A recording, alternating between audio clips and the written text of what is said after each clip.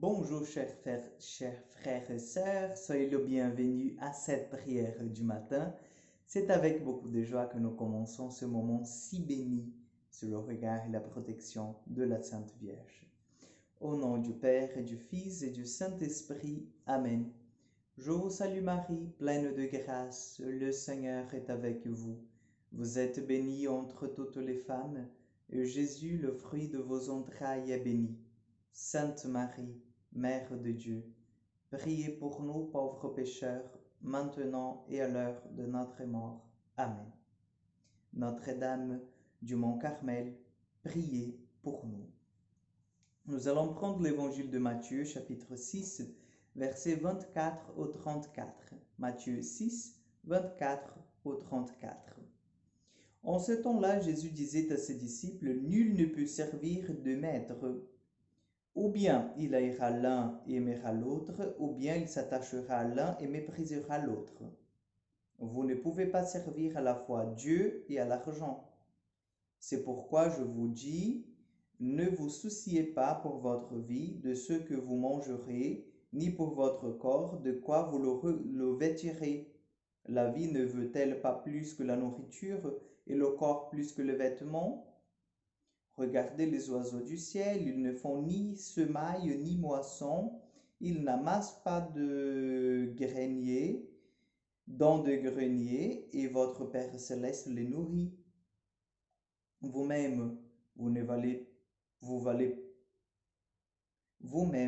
ne valez-vous pas beaucoup plus qu'eux? Qui d'entre vous, en faisant du souci, peut ajouter une coudée à la longueur de sa vie? Et au sujet de ce vêtement, pourquoi se faire tant de soucis? Observez comment poussent les lits de champ. Ils ne travaillent pas, ils ne se filent pas.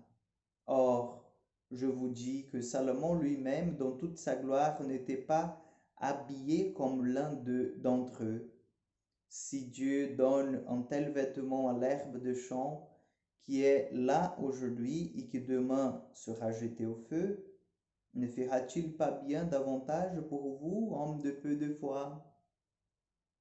Ne vous faites pas donc tant de soucis, ne dites pas qu'allons-nous manger, ou bien qu'allons-nous boire, ou encore avec quoi nous habiller. Tout cela, les païens le recherchent. Mais votre Père céleste sait que de quoi vous avez besoin. Cherchez d'abord le royaume de Dieu et sa justice, et tout cela vous sera donné par surcroît.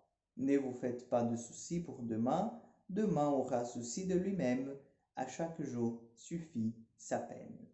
Acclamons la parole de Dieu.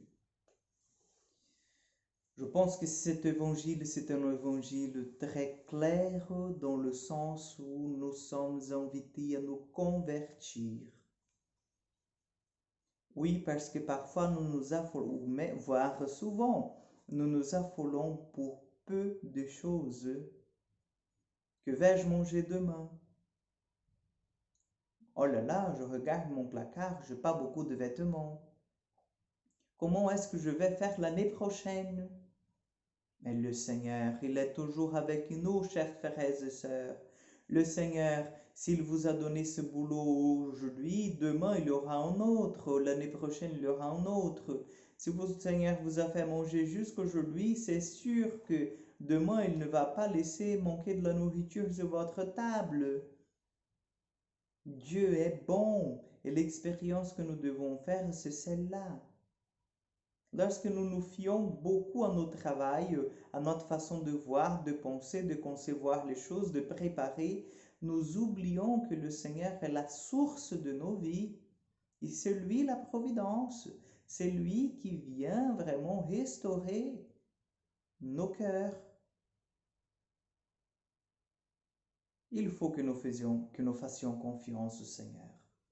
Sinon, nous serons comme des gens qui disent qu'ils ont la foi, mais lorsqu'ils sont appelés à la montrer, à la pratiquer, ils se désespèrent. Ils se montrent comme des gens qui avaient la foi sur les lèvres, mais ne l'avaient pas dans le cœur. Donc demandons ce matin que le Seigneur vienne nous aider à comprendre sa providence, à vivre de sa providence, à accepter que nous sommes nourris, logés, que nous sommes soutenus par Dieu lui-même et que c'est lui notre force, c'est lui qui s'occupe de chacun de nous. Amen. Le Seigneur soit avec vous.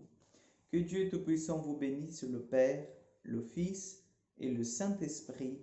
Amen. Je vous souhaite une excellente journée, chers amis, et nous allons nous voir mardi pour encore une prière du matin.